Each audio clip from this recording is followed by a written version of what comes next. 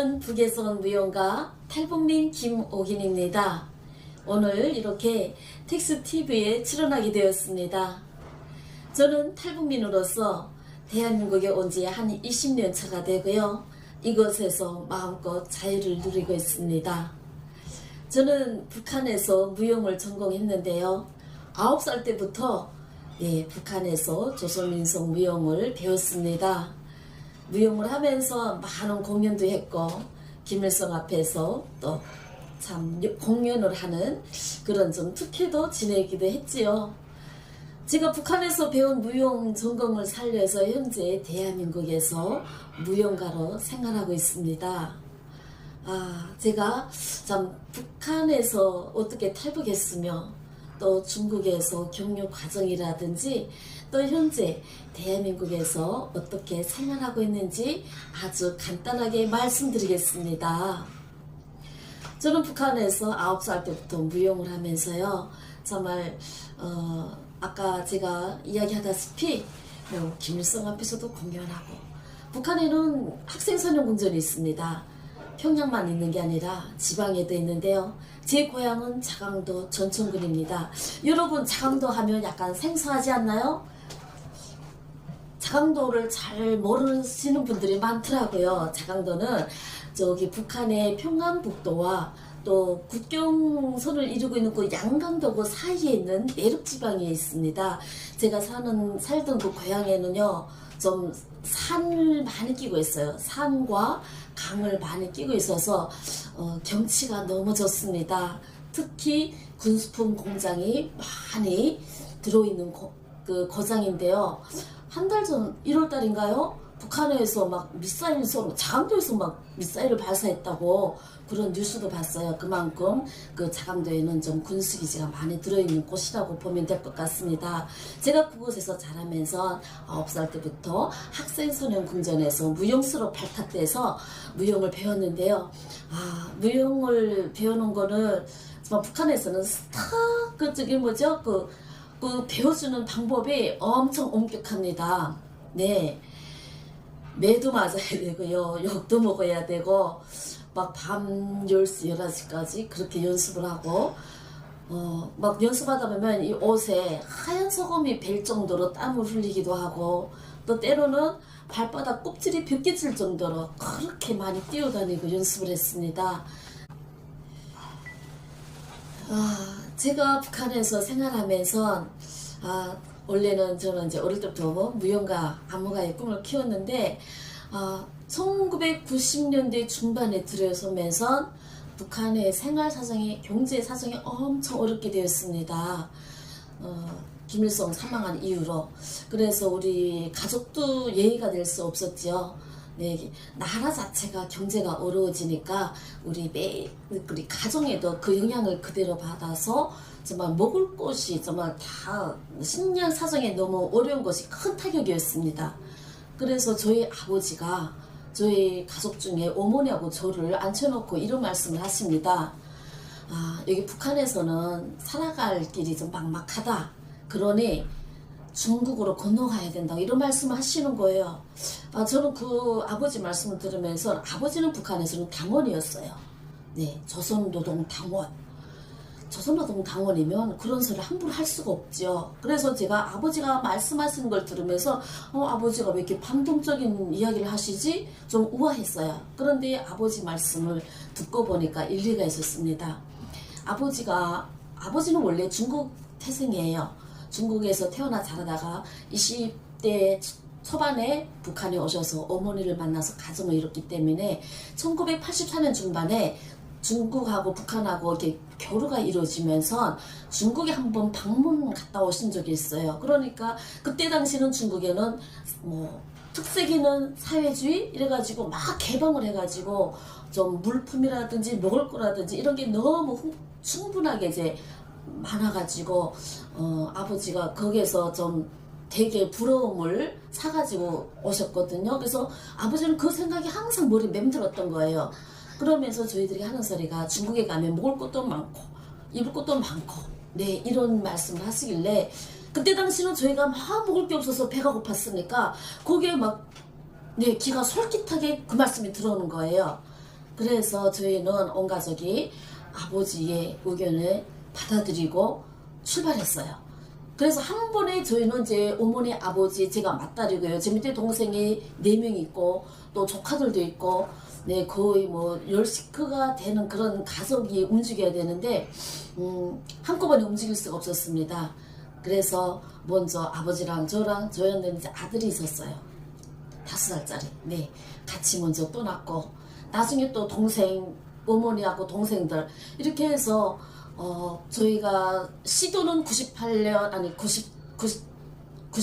8월에 시도해가지고 97년 3월 4일 온 가족이 중국으로 건너오게 되었습니다. 그래서 모두가 탈북하는데 성공을 했지만은 또 중국에서 살아가는 그 어려움이 엄청났습니다. 왜? 우리 탈북자들 누가 신변 보호해주나요? 중국에서? 아무런 보호도 없습니다. 잘못하면 공안대한테 붙잡혀서 북송될 수 있는 위험이 항상 따르고요. 또 한 가지 또 위험이 따릅니다. 인신매매 장사꾼들이 북한 여성만 납치해가지고 저기 안쪽에 팔아버립니다. 네, 그래서 이런 위험을 항상 감수하고 살아야 되는 중국 생활이었습니다. 저도 인신매매 장사꾼한테 납치돼가지고 끌려가다가 중간에 도망쳐서 다시 무사히 어머니 아버지한테로 돌아왔거든요. 또 제 밑에 둘째 동생은 북송돼 가다가 북송됐어요. 북한에 북송돼서 한 보름 동안 훈련대라고 하나요? 북한에서 임시적으로 이제 막 탈북한 사람들 다시 북송시키면 그 훈련대에서 막 그 일도 시키고 사상교육 시키는 곳이 있습니다. 그곳에서 보름 동안 있다가 다시 이제 집으로 간다고 내놓았을 때 이게 도망쳐서 왔어요. 그래서 이런 어려움을 당하면서 저희 어머니 아버지가 다시 선택한 곳이 있습니다. 산속에 들어가서 누구도 드나들지 않은 산속에 들어가 살아야 된다는 겁니다. 그래서 저희는 또 아버지가 인도하는 대로 온 가족이 중국의 그 민간 마을에서 한 30리 떨어진 곳에 산의 깊은 산속에 들어가서 우리 자체로 집을 짓고 농사 짓고 산나물 뜯으면서 이렇게 생계 유지를 하다가 대한민국의 선교사의 도움을 받아서 온 가족이 여기 대한민국에 입국하게 됩니다. 그때가 바로 2001년 7월입니다. 그래도 온 가족이 대한민국에 입국해서 진정한 자유를 얻습니다. 신변의 보호를 받으면서 정말 일하고 싶은 곳에서 일도 하고 또 배우고자 하는 대학에 들어가서 배우기도 하고, 저는 북에서 무용을 했으니까 제가 제일 자신감 있게 할 수 있는 것이 무용이더라고요. 그래서 저의 사회 첫 발짝을 내디딘 것이 바로 예술 분야입니다. 북한에서 예술 활동을 했던 사람들이 되게 많이 왔더라고요. 뭐 무용 분야, 그리고 성악 분야, 또 악기 다루는 분야. 그래서 이런 세 장르로 우리가 뭔가 구성을 하면 정말 좋은 공연이 될 수 있겠다, 이렇게 이제 의견이 모아져서 2002년 12월부터 저는 이제 평양민속예술단에서 무용가로 활동하게 되었습니다. 그러면 네. 그 무용단 네. 결성이 되어 있잖아요. 네. 그 무용단에서 간략하게 네. 인원은 몇 명 정도 되고 네. 활동이라든가 간략하게 좀 얘기 좀 해주시죠. 네. 여기 대한민국에서 2002년 12월에 평양민속예술단이 창단돼가지고 사실 처음에는 많이 어려워요. 근데 그때 초창기 인원 구성은 한 7명으로 시작을 했지만은 현재는 한 20명 안팎의 인원 구성으로 이제 공연을 다니고 있습니다. 그래서 저희 평양민속예술단에서 공연하는 장르는 북한의 민속무용이라든지 민요, 그리고 또 남북한에 하나가 되어 있었을 때 불렀던 그런 계몽기 가요, 가요라고 하지요. 네, 이런 노래들, 그리고 현재 대한민국에서 막 핫히트를 치고 있는 그런 유행이 되고 있는 트로트를 좀 북한의 발성법에 맞춰서 그렇게 장르를 엮어서 공연하고 있는데요. 처음에는 사실 많이 초창기에는 어려워요. 뭐 북한에 있을 때는 생겼다고 해서 여기 와서 오라 저기서 오라 초청하는 건 없고 저희가 무조건 많이 이렇게 알려야 되겠더라고요. 대한민국에는 막 PR이라고 하나요? 피타게 알려야 된다 이런 말이 있더라고요.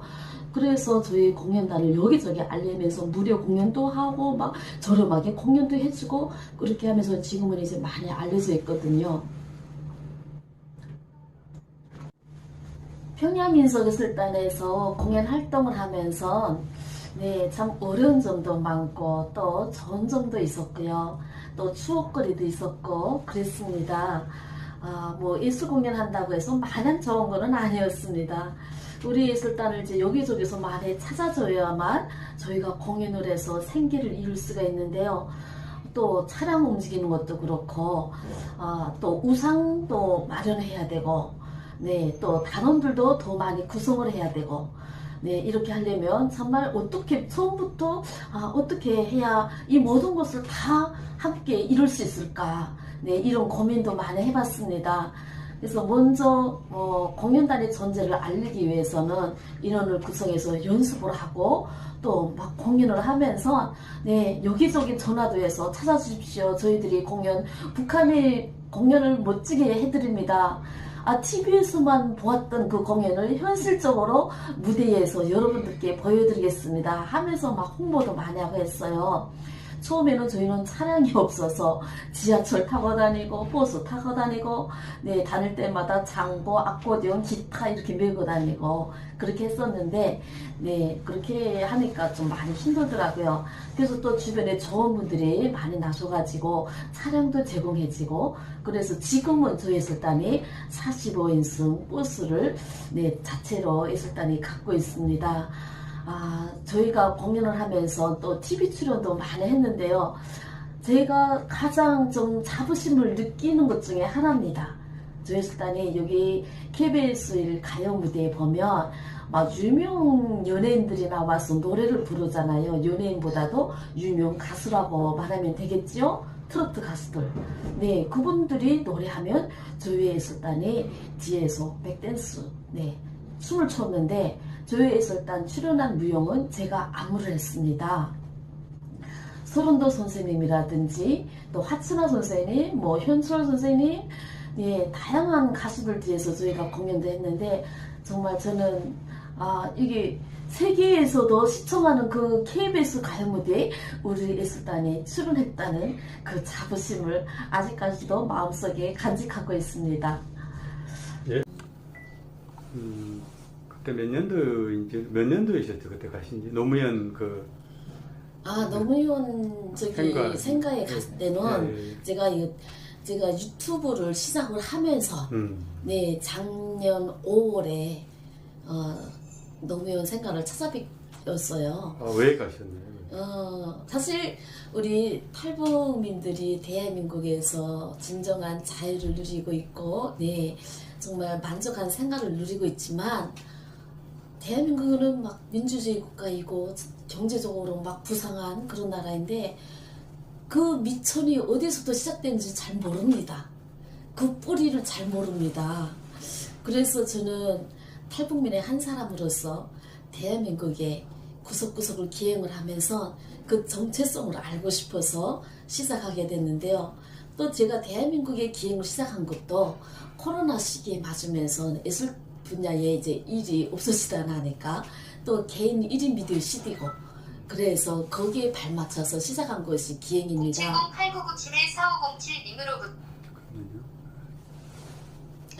네, 그래서 제가 대한민국의 정체성을 바로 알아가는 탈북민이 되자. 네, 이거는 우리가 저뿐만 아니라 우리 탈북민 모두가 알아야 될 일이고 또 그렇다고 해서 또 대한민국에 계시는 분들도 모두가 제대로 알고 있는 분들도 없더라고요. 그래서 이참에 제가 공부도 할 겸 네, 생가를 찾아가지고 그분의 어떤 역사, 그분이 가지고 있는 진리 한 번 더 깨달아보자 이렇게 해서 갔습니다. 사실 노무현 대통령님은 2002년도에 대통령으로 네, 돼가지고 한 4년간 아니죠 5년간 네, 대통령 역임을 했습니다. 그래서 사실 그때 당시 우리 탈북민들이 많이 대한민국으로 왔어요. 네. 그래서 탈북민이 많이 입국하게 된 그때가 노무현 대통령의 시대에 열려져 있고 또 탈북민들에 대한 정책도 너무 좋았습니다. 그때 당시. 그래서 그 고마움을 간직한 채 이제 갔었지요. 좀 그 노무현 대통령이 잠들어 있는 거기에 이제 발길을 드러내는 순간 뭔가 이렇게 갑자기 막 뭉클했어요. 가끔 제가 이제 유튜브를 통해서 좀 제가 만든 영상이지만 다시 또 되돌아보곤 하는데요. 정말 뭐죠? 진정한 그 통합, 사회 통합이라든지 지역주의 갈등을 좀 없애고 어떤 변호사로서 인권 변호사로서 정말 힘이 없는 사람들을 위해서 변호에 나서고 이런 모습이 너무 막 정말 인간적으로 다가왔거든요. 그래서 그때 노무현 생가를 돌아보면서 정말 그분의 따뜻함을 다시금 제가 좀 피부로 온몸으로 느꼈어요. 제가 또 갑자기 눈물 났던 게 뭐였냐면 대통령직을 끝내고 그리고 자기의 고향에 내려가서 일반 사람과 다름이 없이 평범하게 지내는 모습이 너무 감동적이었어요. 너무 미모를 눌러쓰고 자전거를 타고 선내들을 태우고 또 사람들이 지나가면서 인사하면 똑같이 인사 받아주고 그 인간적인 모습에 너무 매력이 되었고 감동이 되었고 그래서 다시 한 번 더 찾아보고 싶은 분이 노무현 대통령 생각 아닐까 이렇게 생각하면서 찾아갔거든요. 그리고 또 물론 5.18 그 민주화 때 그때 많은 사람들이 이제 진정한 민주주의를 위해서 투쟁하셨잖아요. 근데 그 민주주의 꽃을 진짜 확 피워주신 분이 노무현 대통령님이 아닌가 또 그렇게 생각도 들었어요.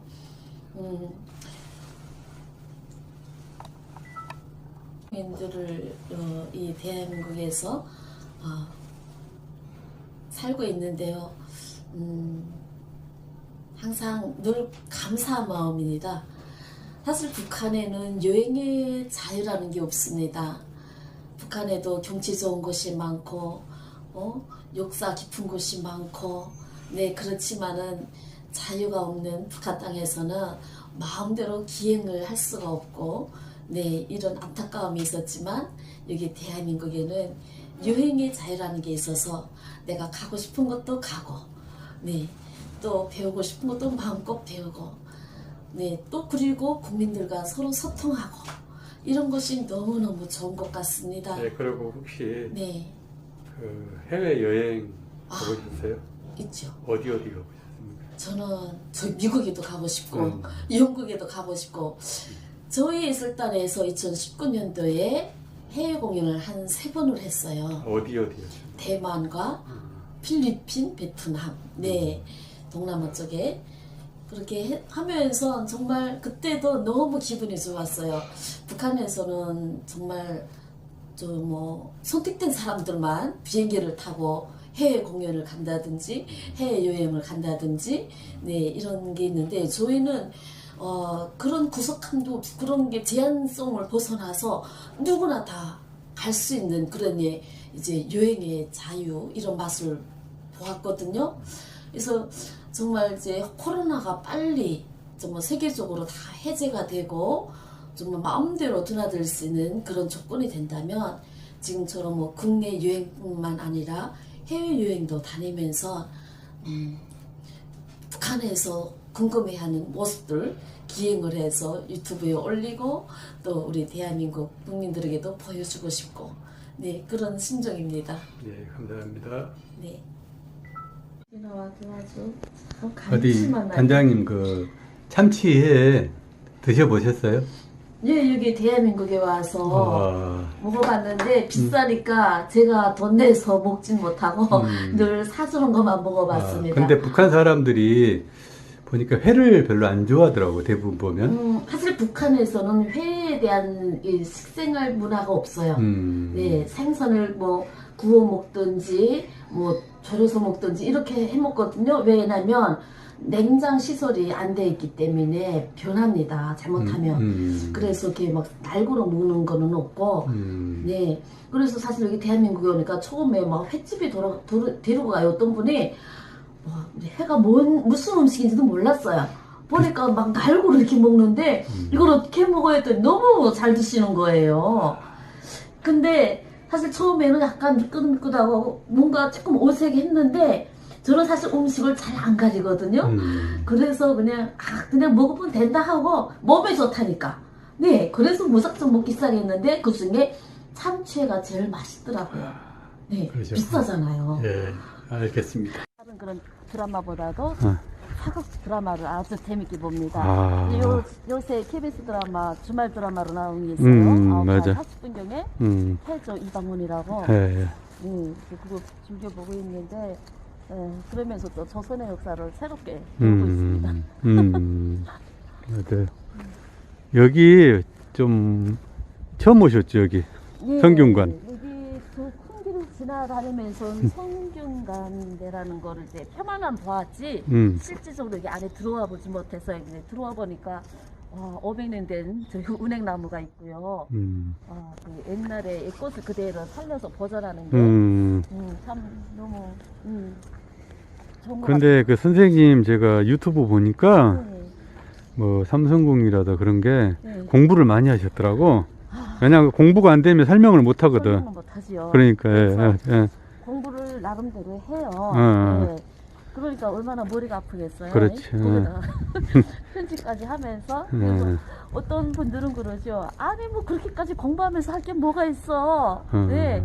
그냥 쭉 찍어서 그대로 올리면 되지. 근데 처음에는 그냥 어떤 가서 들어가 봤다가 나중엔 재미없어서 누가 보겠는가 하고 재미를 떠나서 뭔가 기행 자체가 돌아보고 느낀 점 이런 거를 이제 다루는 그런 거잖아요. 그래서 그런 의미를 담아봐야 재미있고 나중에 누가 봐도 공부가 되는 거 내가 공부하면서 같이 구독자분들도 공부할 수 있는 그런 기회를 만들고 싶어서 한 거다 이제 그렇게 이야기를 하지요.